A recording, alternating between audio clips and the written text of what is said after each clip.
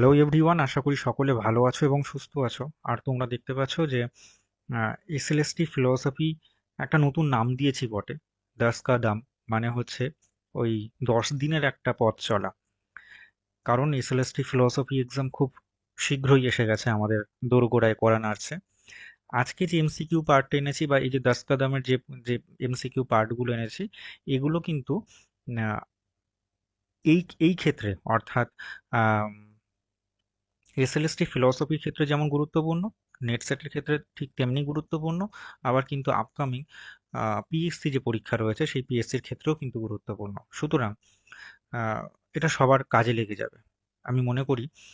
আর 45টা প্রশ্নের যে MCQ part তা কিন্তু আগে হয়ে গেছে। যারা এখন অবধি দেখোনি তাদেরকে বলছি তোমরা ঝটপট দেখে নাও, দেরি করো না, কেমন? আচ্ছা, আহ, তাহলে আজকে বিষয়টা শুরু করা যাক। তোমরা যে প্ল্যাটফর্মে রয়েছো সেই প্ল্যাটফর্মটির নাম হলো ইয়োর ফিলসফি, একটি ইউটিউব চ্যানেল। এছাড়াও টেলিগ্রাম চ্যানেল আছে। যারা টেলিগ্রামে জয়েন করোনি তাদেরকে বলবো যে ডেসক্রিপশন বক্সে টেলিগ্রাম চ্যানেলের লিঙ্ক আছে, অবশ্যই জয়েন করে যাও। এটাই একমাত্র ওয়েস্ট বেঙ্গলের ফ্রি অনলাইন লার্নিং প্ল্যাটফর্ম। এছাড়া দ্বিতীয় কোনো free online learning platform West বেঙ্গলে নেই। তারা সকলেই নিজেদের পকেটের কথা চিন্তা ভাবনা করে। আমি একমাত্র যে কিনা বিনা স্বার্থে সব, মানে আমার কোনো স্বার্থই নেই সিরিয়াসলি।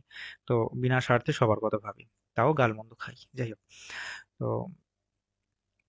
তোমরা একটা কাজ করো। আমি জানি যে এখনো অবধি কেউ সেই রকম কৃপণতা দেখাওনি। যারা ভিডিওটা দেখছো তারা সাবস্ক্রাইব করে দেখছো এবং লাইকও করছো, এটা আমি দেখে ভালো লাগছে। অবশ্যই লাইক করো, ভিডিওটা যদি ভালো লাগে তাহলে অবশ্যই লাইক করো। কারণ তোমরা কৃপণ নও, মানে আমি নিজে কৃপণ নই বলে আমি এরকমটা মনে করছি আর কি। শুরু করা যাক আজকে প্রথম প্রশ্ন। ডিকার্ত 3 প্রকার ধারণার মধ্যে পার্থক্য করেছেন, আমরা দেখেছি, আলোচনাও করে নিয়েছি। এখন যা যা আলোচনা করেছি সেখান থেকে কিন্তু প্রশ্ন আমি দেওয়ার চেষ্টা করছি। আর তুমি এটা খেয়াল রেখো যে হচ্ছে আমি যে প্রশ্নগুলো আনছি এখানে বেশিরভাগটা আমি জোর দেব ইন্ডিয়ান এবং ওয়েস্টার্নের ওপর। কারণ বাদবাকি ক্ষেত্রগুলো কিন্তু প্রায় আমার হয়ে গেছে, বোঝানো হয়ে গেছে। কনসেপ্টও তোমাদের ক্লিয়ার হয়ে গেছে, যারা ইওর ফিলোসফিতে পড়াশোনা করেছো তাদের কনসেপ্টও ক্লিয়ার আছে। শুধু মাথাটা ঠান্ডা করে পরীক্ষা দেবে, দেখবে একদম ছয় মারবে পরীক্ষার সময়। দেখো, ডেকার 3 প্রকার ধারণার কথা বলেছেন। নিম্নলিখিত কোনটি তার মধ্যে অন্তর্ভুক্ত নয়? আবারও সেই রকম প্রশ্ন যেখানে উত্তর মানে প্রশ্নের মধ্যে রয়েছে নয়। আমরা জানি সহজাত ধারণা, কাল্পনিক ধারণা, আগন্তুক ধারণা এগুলো ডেকার্ত করেছেন বা দিয়েছেন, কিন্তু জটিল ধারণা বলে কোনো ধারণা কিন্তু আমরা পাই না। আমরা লকের দর্শনে জটিল ধারণার কথা বা জটিল গুণ প্রসঙ্গে জটিল ধারণার কথা কিন্তু লক বলেছেন। আদারওয়াইজ কিন্তু আমরা আহ, ডেকার্তের দর্শনে সেরকম কিছু আমরা পাইনি। ওকে, তাহলে এই ক্ষেত্রে নয় বলছে, তাহলে উত্তর কিন্তু জটিল। আশা রাখি আমি বোঝাতে পারলাম যে কি করে এলিমিনেট করবে। রুলস অফ এলিমিনেশন ভীষণ দরকার, জানো তো। যে কোনো প্রতিযোগিতামূলক পরীক্ষায় পাশ করবার ক্ষেত্রে আহ, এমন অনেক প্রশ্ন থাকে যে প্রশ্নগুলো তুমি জানোই না। ঠিক আছে, হতেই পারে, হবে না তা নয়, হতেই পারে। কারণ ওই প্রশ্ন কিন্তু আমি বানাচ্ছি না বাবা, বুঝতে পারছো? আমি তো ওভারঅল কনসেপ্ট ক্লিয়ার করে দিচ্ছি, কি কি প্রশ্ন আসতে পারে সেই রকম একটা ধারণা দিয়ে দিচ্ছি। সবই ঠিক আছে, কিন্তু সেই প্রশ্ন যে করছে সে আমার মানে যিনি প্রশ্ন করছেন তিনি আমার পরিচিত কেউ নন, অথবা আমার পিতৃদেবও নন যিনি প্রশ্ন করছেন। তাহলে সেই প্রশ্ন কিন্তু তিনি ঘুরিয়ে পেঁচিয়ে দিলেই দিতে পারেন। তাহলে সেই ক্ষেত্রে কিন্তু যদি এমন অচেনা প্রশ্ন থাকে তাহলে সেক্ষেত্রে রুলস অফ এলিমিনেশন কাজে লাগাবে, কোনটা হচ্ছে না সেগুলোকে আগে বাদ দিবে। তারপর যেটা পড়ে থাকলো সেটাই উত্তর হওয়ার সম্ভাবনা 99%, 9% কিন্তু হতে পারে আর কি। এইভাবে কিন্তু আমি শিখেছিলাম আর কি। আমার এক শিক্ষক তিনি শিখিয়েছিলেন। নিম্নলিখিত কোনটি অ্যারিস্টটলের মতে ঈশ্বরের ধারণার সঠিক ব্যাখ্যা? ওকে, ঈশ্বরের ধারণার সঠিক ব্যাখ্যা চাইছে কিন্তু। দেখো, এখানে হচ্ছে উত্তর গ, যেটা হবে pure form and pure potentiality, শুদ্ধ আকার এবং শুদ্ধ সম্ভাবনা। ঠিক আছে, এখানে এই এই এই যে শুদ্ধ সম্ভাবনা বলতে গেলে বোঝাচ্ছে, মানে কাকে বোঝাচ্ছে বলতো? এটা কিন্তু উপাদানকে বোঝাচ্ছে। ধরে নাও, আমি তোমাকে বোঝাচ্ছি, দেখো আমার কাছে মাটি আছে। ঠিক আছে, কিছু মাটি, মাটিটা দিয়ে আমি একটা মূর্তি বানাতে পারি। তাহলে এই মূর্তিটার মানে তৈরি হওয়ার সম্ভাবনা কিন্তু এই মাটিটার মধ্যে আছে। বুঝতে পারছো? অন্য কোনো বিষয়টার মধ্যে হয়তো নেই। তাহলে এক্ষেত্রে ওই উপাদান কে বোঝানোর জন্য কিন্তু শুদ্ধ সম্ভাবনা বা যাকে বলবো যে পিওর পোটেনশিয়ালিটি এই কথাটা কিন্তু ব্যবহার হচ্ছে। ইংরেজি কথাগুলো ইচ্ছে করে এনেছি যাতে কারো কারো সুবিধে হয়। আমার ব্যক্তিগতভাবে আমার একটু ডাউট হয় তো, তাই জন্য। চলো, নিম্নলিখিত কোন ডায়ালগে প্লেটো তার জ্ঞানতত্ত্ব নিয়ে আলোচনা করেছেন? এই ডায়ালগ বলতে গেলে কিন্তু গ্রন্থ বোঝাচ্ছে, বুঝতে পারলে তো? এটা কোনটা? উত্তর কিন্তু রিপাবলিক। উত্তর কিন্তু রিপাবলিক। ওকে, তোমার কাছে একটা প্রশ্ন থাকলো, এক্ষুনি খাতায় লেখো তো। জ্ঞান কি?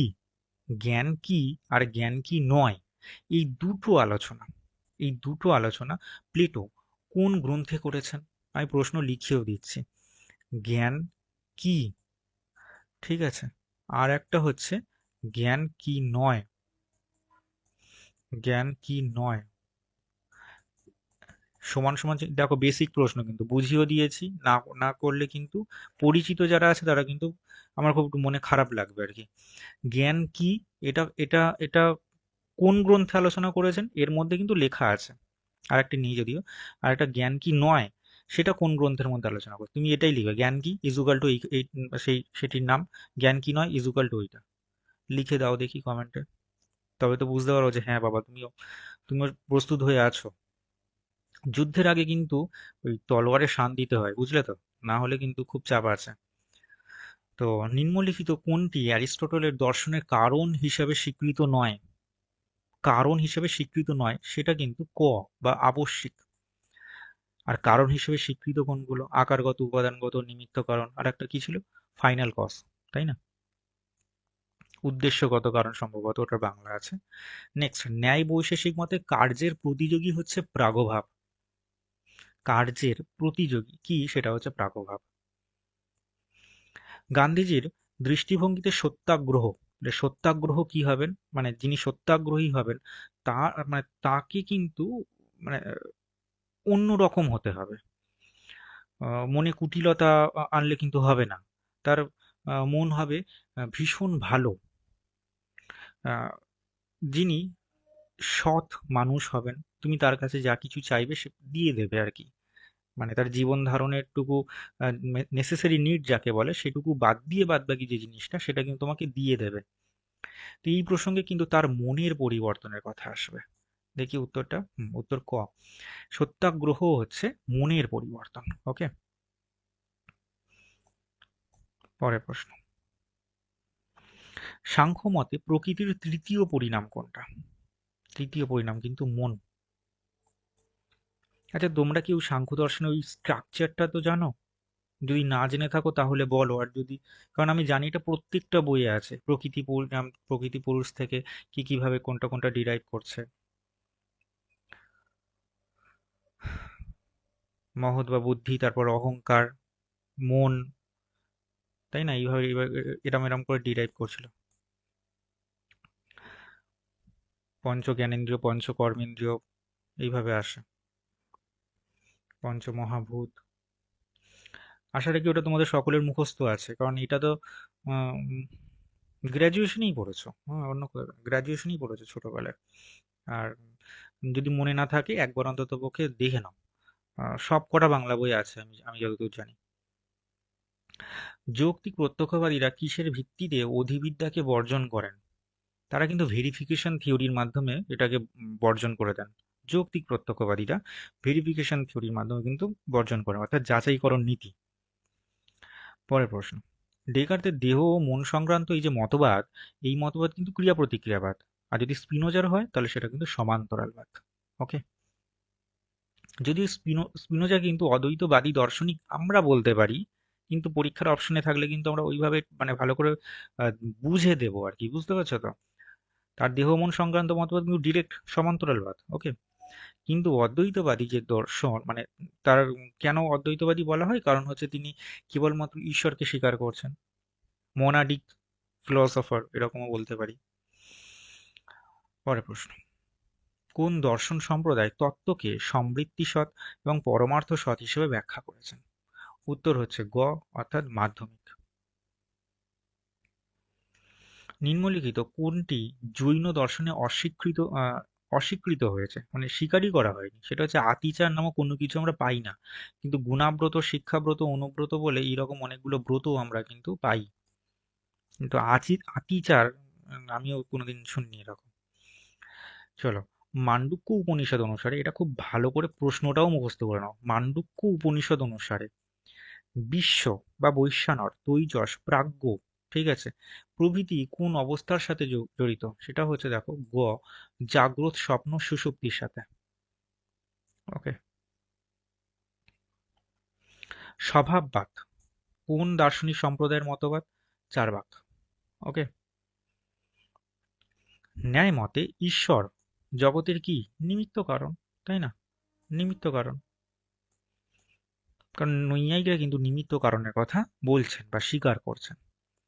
অভাব হলো একটা স্বতন্ত্র পদার্থ, কিন্তু প্রমাণ নয়। তাহলে অভাবকে স্বতন্ত্র পদার্থ রূপে স্বীকার করছেন, কিন্তু প্রমাণ নয়। এটা কারা বলছেন? এটা হচ্ছে ন্যায় বৈশেষিকরা। যদিও আমরা কিন্তু বৈশেষিক দর্শনে গিয়ে এই মতামতটাকে বেশিভাবে উম, দেখতে পাই। যেমন প্রশস্তবাদ, ঠিক আছে, প্রশস্তবাদ, মানে তার যে গ্রন্থ পদার্থ ধর্ম সংগ্রহ, ঠিক আছে, সেই পদার্থ ধর্ম সংগ্রহকে আমরা প্রশস্তবাদ ভাষ্য বলে থাকি। সেইখানে কিন্তু আলাদাভাবে যখন প্রশস্তবাদ অভাবকে স্বীকার করছেন, আহ, যদিও তার আগে কিন্তু স্বীকার করা হয়নি, তো আহ, তিনি যখন আলাদাভাবে বৈশেষিক দর্শনে স্বীকার করছেন, তখন কিন্তু আমরা দেখতে পাই এই রকম কথা, ঠিক আছে, যে অভাব হলো একটা স্বতন্ত্র পদার্থ, ঠিক আছে, কিন্তু তাকে প্রমাণ বলতে পারবো না। মানে তিনি কিন্তু ওই ওই গ্রন্থটার মধ্যেই কিন্তু মানে এটা প্রতিষ্ঠা করেন। বুঝতে পারছো? তার আগে কিন্তু আমরা অনেক আভাস পাই, ন্যায় দর্শন নায়ক আভাস পেয়েছি, কিন্তু মানে যদি বলি প্রতিষ্ঠাতা বা এরকম অভাবের প্রতিষ্ঠাতা, এরকম যদি পরীক্ষার প্রশ্ন থাকে, না থাকারই কথা, কিন্তু যদি থাকে, তাহলে সেটা কিন্তু তোমার ইয়ে হবে, প্রশস্তবাদ হবে। ওকে। আর কোন গ্রন্থে? না, ওই পদার্থ ধর্ম সংগ্রহ গ্রন্থে। সদা সদ বিলক্ষণ, আমরা বেদান্ত দর্শনে এই কথা কিন্তু খুব পাই যে সদা সদ বিলক্ষণ, অর্থাৎ কি সতও নয় অসতও নয়, কোনোটাই নয়, মধ্য, ঠিক আছে। তার মতে কোনটা সঠিক? মধ্যের মতে কোনটা সঠিক? মধ্য কিন্তু সৎ কার্যবাদী একজন দার্শনিক। প্লেটোর মতে ধারণা এবং আকার, ঠিক আছে, এটা কি? এটা হচ্ছে এটা হচ্ছে যে একটা আলাদা পৃথিবীতে বিদ্যমান। উনি কিন্তু বলেছিলেন, খেয়াল করে দেখো, যে যে আমরা হয়তো থাকবো না, কিন্তু আমাদের ধারণাগুলো কিন্তু কোনো মৃত্যু নেই। গুলো কিন্তু অবশ্যই থেকে যাবে। এই জগতে থাকবে না, কিন্তু অন্য কোনো জগতে থাকবে। এই রকম কথা কিন্তু প্লেটোর দর্শনে আমরা পাই। দেখো নেক্সট, গান্ধীর মতে আমরা সত্যকে খণ্ডরূপে এবং বিভিন্ন দৃষ্টিকোণ থেকে দেখি। তাহলে তার দৃষ্টিতে সত্যের নির্ণায়ক কে হবে? উত্তর হচ্ছে বা ঈশ্বর। ঈশ্বর কিন্তু সত্যের নির্ণায়ক। তুমি জানো, বা আমি গান্ধী পড়াতে গিয়েও আমি বলেছি, যে তিনি কিন্তু ঈশ্বর বলতে গেলে কিন্তু আলাদাভাবে কোনো আইডলকে বুঝতেন না। উনি ঈশ্বর বলতে গেলে কিন্তু রামকে বুঝতেন। রাম রাজ্যের প্রসঙ্গ কিন্তু আমি বুঝিয়েছি। উনি যখন মারা যান, অর্থাৎ ওনার গায়ে যখন গুলি লাগে, উনি যখন মারা যান, তখন ওনার মুখ থেকে বেরোনো শেষ শব্দটা ছিল হে রাম। ওনার আশ্রমে এখনো অবধি একটি গান করা হয়, যেটা ওনার তৈরি করা, রঘুপতি রাঘব রাজারাম পতিত পাবন সীতারাম। এই যে যে গানটা, তোমরা দেখবে যে এই রকম গান কিন্তু আমাদের ছোট্টবেলায় একটা সিনেমাতে ব্যবহার করা হয়েছিল। কুছ কুছ হোতা হে নামক একটা সিনেমা ছিল। সেই সিনেমাতে কিন্তু এই রকম গান ব্যবহার করা হয়েছিল, রঘুপতি রাঘব রাজারাম পতিত পাবন সীতারাম। তখনকার দিনে কিন্তু মানে আমাদের ছোট্টবেলায় কিন্তু এরকম ধর্ম ধর্ম নিয়ে রাজনীতিবিদদের মধ্যে কোনো কুচুটে মারামারি কিন্তু ছিল না, যার জন্য বেশ সকলের মধ্যে একটা ঐক্যতা কোথাও না কোথাও বেশি পরিমাণে দেখা যেত। এখন সেটা কমে গিয়ে হয়তো ওই কি বলবো, ওই 0.01% এসে দাঁড়িয়েছে। এত বেশি পরিমাণে ধর্মভিত্তিক মারামারি, ধর্মভিত্তিক খুনোখুনি আহ যেটা বেশি পরিমাণে হচ্ছে, তা কখনোই উচিত নয়। তো যাই হোক, এটা তোমাদের কাছে মানে একটা তথ্য দিলাম আর কি। দেখো, আবার ধর্ম ধর্ম করে এসে আমাকে আবার কেউ কিছু বলতে এসো না। তাহলে কিন্তু আমি অনেক প্রশ্নই জিজ্ঞাসা করব, তখন কিন্তু মানে পাগল হয়ে যাবে। কান্টের অতীন্দ্রিয় ভাববাদ বা ট্রান্সেন্ডেন্টাল আইডিয়ালিজম কোনটির সাথে সঙ্গতিপূর্ণ? এটা কিন্তু প্লেটোনিক ভাববাদের সাথে সঙ্গতিপূর্ণ। ওকে, উত্তর তাহলে এখানে ঘ। আচ্ছা, আজকের যে বোঝানোর বিষয়বস্তু তা আজকে এই অবধিই থাকুক। তোমরা সবাই খুব ভালো থেকো, খুব ভালো করে পড়াশোনা করো, পড়াশোনায় অনেক মন দাও, আরো বেশি বেশি করে পড়াশোনায় মন দাও। হাতে আর একটুও বেশি সময় নেই, অন্তত পক্ষে বোধহয় আর 12টা দিন মতো বাকি রয়েছে, মেবি। তো তোমরা কিন্তু খুব ভালো করে পড়াশোনা করো, কেমন? তোমাদের সকলের সফলতা আমি কামনা করি। সবাই ভালো থেকো, সুস্থ থেকো। আহ, যদি সম্ভব হয়, যারা কৃপণ নয় তারা সাবস্ক্রাইব করে দিও, শেয়ার করে দিও বন্ধুদের সাথে, ঠিক আছে? আর একটা লাইক কিন্তু আমার প্রাপ্য। ওকে, ধন্যবাদ। সবাই সুস্থ থেকো।